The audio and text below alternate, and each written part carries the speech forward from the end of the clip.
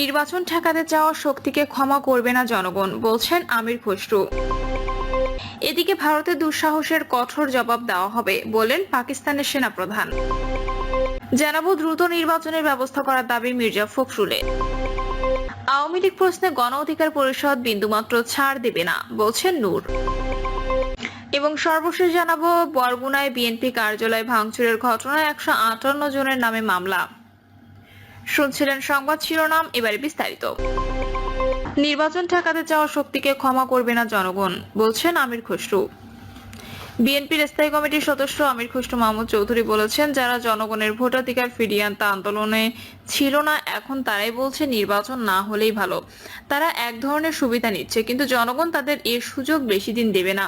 তাদের জনগণ কখনো ক্ষমা করবে না। আমির খসরু মাহমুদ চৌধুরী বলেন, বাংলাদেশের মানুষ নির্বাচন ছাড়া কাউকে ক্ষমতা গ্রহণের বৈধতা দেবে না। যারা নির্বাচন ঠেকাতে চায় তাদের প্রতি দেশের মানুষের বার্তা স্পষ্ট, তাদের জনগণ ক্ষমা করবে না এবং ভবিষ্যৎ বাংলাদেশের মাটিতে তাদের কোনো ইচ্ছা পূরণ হবে না। সম্প্রতি মায়ানমারের রাখাইন রাজ্যের সম্ভাব্য মানবিক করিডোর নিয়ে জাতিসংঘ ও বাংলাদেশ সরকারের কথাবার্তা প্রসঙ্গে আমির খসরু বলেন, যদি দেশে একটি নির্বাচিত সরকার থাকতো তাহলে এমন একটি গুরুত্বপূর্ণ জাতীয় নিরাপত্তা সংশ্লিষ্ট ইস্যুতে সংসদে আলোচনা হতো, জনগণের মতামত বিবেচনা করা হতো। অথচ এখন এমন সিদ্ধান্ত কে নিচ্ছে, কাদের সঙ্গে বসে নিচ্ছে তা জাতি জানে না। তিনি প্রশ্ন তুলে বলেন, জাতিসংঘের একজন প্রতিনিধি বলেছেন, বাংলাদেশ ও মায়ানমারের সম্মতিতে শুধু এই করিডোর সম্ভব, তাও নিরাপত্তা পরিষদের অনুমোদনের শর্তে। আমির খসরু বলেন, বিএনপি একটি দফা রোডম্যাপে শ্রমিকদের ন্যায্য অধিকার, সামাজিক নিরাপত্তা এবং তাদের পরিবারের জন্য দীর্ঘমেয়াদী কল্যাণমূলক পদক্ষেপের প্রতিশ্রুতি রয়েছে। বর্তমানে সরকারের সময় যেভাবে শ্রমিক স্বার্থ উপেক্ষিত হচ্ছে তা মেনে নেওয়া যায় না। তিনি বলেন, দেশে এখন নির্বাচিত সরকার নেই, ফলে শ্রমিকদের ন্যায্য পাওনা, পারিশ্রমিক ও চাকরির নিরাপত্তা নিশ্চিত করার দায়িত্ব কেউ নিচ্ছে না। মালিক ও প্রশাসকের একচেটিয়া অবস্থানে শ্রমিকরা নানাভাবে নিপীড়নের চেষ্টা চালাচ্ছে। তাই সবাইকে এগিয়ে এসে শ্রমিকদের ন্যায্য দাবিতে সহায়তা করতে হবে। ন্যায্য পাওনা আমাদের লড়াইয়ে শ্রমিকদের পাশে আছে বিএনপি। আমির খসরু আরো বলেন, শ্রমিকদের আন্দোলন হতে হবে শান্তিপূর্ণ এবং শৃঙ্খলাপূর্ণ, যাতে বিদেশি বিনিয়োগকারীদের মধ্যে আতঙ্ক না ছড়ায় এবং দেশে বিনিয়োগ পরিবেশ ক্ষতিগ্রস্ত না হয়, কারণ দেশের অর্থনীতি পুনরুদ্ধারের বিদেশি বিনিয়োগ গুরুত্বপূর্ণ ভূমিকা রাখে। তিনি বলেন, শ্রমিকদের অবদান ছাড়া বাংলাদেশের উন্নয়ন ও রাজনীতি কোনোটি সম্ভব নয়। যারা এদেশের শিল্প কারখানার অবকাঠামো, পরিবহন খাতকে সচল রাখেন, তাদের বাদ দিয়ে দেশের কোনো অগ্রগতি সম্ভব না। বিএনপির এই শীর্ষ নেতা বলেন, আমরা গত 16 বছর ধরে লড়াই করছি একটি সুষ্ঠু ও নিরপেক্ষ নির্বাচনের জন্য। গণতন্ত্রের বাহনই হচ্ছে নির্বাচন। নির্বাচন ছাড়া জনগণের ক্ষমতায়ন ও জবাবদিহিমূলক সরকার গঠন সম্ভব নয়। নির্বাচন ছাড়া জনগণের মালিকানা ফেরানো সম্ভব নয়। দ্রুত নির্বাচনের ব্যবস্থা করার দাবি মির্জা ফখরুলের। বিএনপি মহাসচিব মির্জা ফখরুল ইসলাম আলমগীর বলেছেন, আজকে আমরা রাজনৈতিকভাবে একটা অস্বাভাবিক অবস্থায় আছি। এখনো গণতন্ত্র উদ্ধার হয়নি। জনগণ ভোটের মাধ্যমে এখনো তাদের সংসদ এবং সরকার গঠন করতে পারেনি। মির্জা ফখরুল বলেন, ডক্টর ইউনূস একজন শ্রদ্ধেয় ব্যক্তি। আমরা বারবার অনুরোধ করেছি, প্রয়োজনীয় সংস্কার শেষ করে দ্রুত নির্বাচন দিন। তিনি বলেন, আজকে যে সংস্কারের কথা বলা হচ্ছে এটা প্রথম বিএনপি নিয়ে এসেছে। বিএনপি মহাসচিব বলেন, গণমাধ্যমের স্বাধীনতা শহীদ জিয়াউর রহমান নিয়ে এসেছিলেন। আজকে আমরা অনেক মিডিয়া এখানে দাঁড়িয়ে আছে। জিয়াউর রহমান সংস্কার করে মিডিয়ার স্বাধীনতা দিয়েছিলেন। মির্জা ফখরুল বলেন, সংস্কার আমাদের দাবি, আমাদের সন্তান। সুতরাং কঠিন সময়ে সংস্কারের কথা চিন্তা করে আমাদের চিন্তা তারেক রহমান একটি দফা দিয়েছিলেন। আজকে সমাবেশ থেকে দাবি করছি, অবিলম্বে যেসব সংস্কারের রাজনৈতিক দলগুলোর একমত হয়েছে তা সামনে নিয়ে আসেন এবং দ্রুত নির্বাচনের ব্যবস্থা করেন। যেগুলো একমত হয়নি তা আগামী সংসদের আলোচনা করে বাস্তবায়ন করা হবে। অন্তর্বর্তী সরকারকে উদ্দেশ্য করে তিনি বলেন, রাজনৈতিক দল এবং জনগণকে অবহেলা করে এমন কোনো চুক্তি করবেন না যা বাংলাদেশের স্বার্থের বিপক্ষে যায়। আওয়ামী লীগ প্রশ্নে গণ অধিকার পরিষদ বিন্দুমাত্র ছাড় দেবে না, বলছেন নূর। ডাকসুর সাবেক ভিপি ও গণ অধিকার পরিষদের সভাপতি নুরুল হক নূর বলেছেন, আমরা কোনো স্বার্থের জন্য রাজনীতি করি না, আন্দোলন করি না। তবে একটা বিষয় পরিষ্কার করতে হবে, আওয়ামী লীগ প্রশ্নে গণ অধিকার পরিষদ বিন্দুমাত্র ছাড় দেবে না।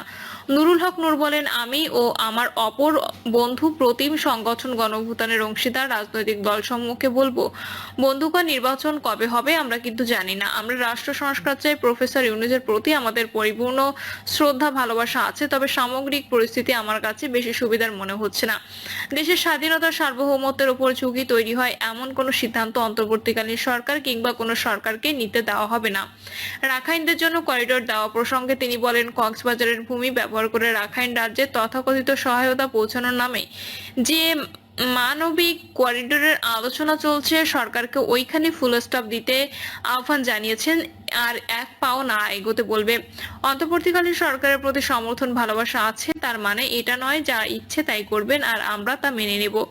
আওয়ামী লীগের রাজনীতি নিষেধের দাবি করে নূর বলেন যে আওয়ামী লীগের দুর্বৃত্তরা এত জঘন্য ইতিহাসের বর্বরতম গণহত্যা ঘটালো, এত মানুষকে পঙ্গু করলো, এরপর তাদেরকে নিষিদ্ধের বিষয়ে আমরা কোনো সরকারি সিদ্ধান্ত দেখিনি। আমরা পরিষ্কারভাবে এই সরকারকে বলতে চাই, অবিলম্বে এই গণহত্যাকারী রাজনৈতিক দল আওয়ামী লীগকে নিষিদ্ধ করতে হবে। আওয়ামী লীগ সহ গণহত্যা সহযোগী অন্যান্য অঙ্গ সংগঠনের মাফিয়া লুটেরাদের সম্পদ বাজেয়াপ্ত করে আহত বা নিহতদের পরিবারের কল্যাণে ব্যয় করতে হবে। তিনি বলেন, জুলাই গণঅভ্যুত্থানকে কেন্দ্র করে আমাদের মধ্যে জাতীয় ঐক্য ও সংহতি তৈরি হয়েছে।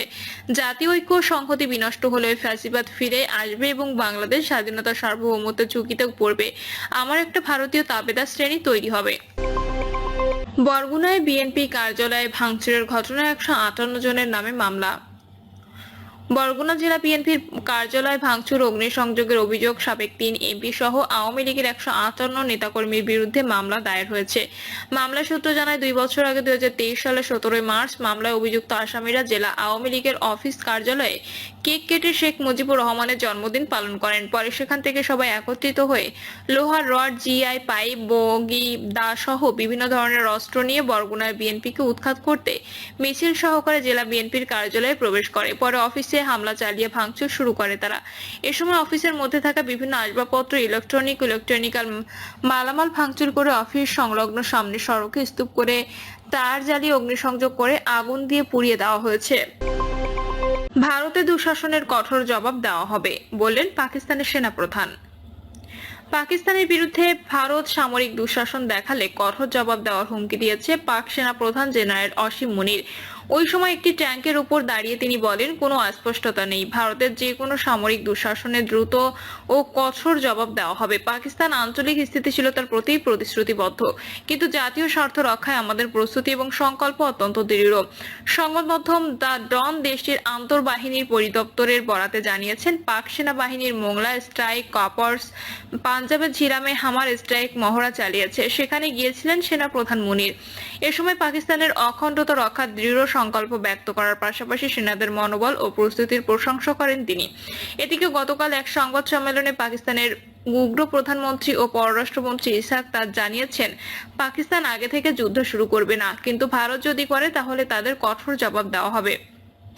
তিনি বলেন, বিশ্ব নেতারা সংযম প্রদর্শনের আহ্বান জানাচ্ছেন। সরকার এবং জাতীয় পক্ষ থেকে আমি স্পষ্ট করেছি, পাকিস্তান প্রথমে কোনো ধরনের উত্তেজনা বৃদ্ধির ব্যবস্থা নেবে না, শুধু যুদ্ধ শুরু করবে না, কিন্তু যদি ভারতীয় পক্ষ থেকে এমন কিছু হয় আমরা অত্যন্ত শক্তির সাথে জবাব দেব।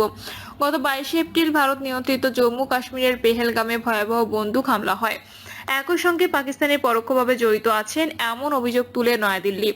এরপর পাকিস্তানের সঙ্গে তাদের উত্তেজনা তৈরি হয়। ভারত এ নিয়ে রাজনীতি করছে অভিযোগ করে পাক পররাষ্ট্রমন্ত্রী বলেন, পেহেলগাম নিয়ে ভারত রাজনৈতিক উদ্দেশ্য প্রণোদিত এবং অত্যন্ত উত্তেজনাপূর্ণ যে পরিবেশ তৈরি করেছে সেটির জন্য এই পুরো অঞ্চলের শান্তি ও স্থিতিশীলতা হুমকির মুখে পড়েছে। প্রিয় দর্শক, এই ছিল এখনকার সর্বশেষ সংবাদ আপডেট। সব সংবাদ পেতে চ্যানেলটি সাবস্ক্রাইব করে বেল আইকনটি ক্লিক করে রাখুন।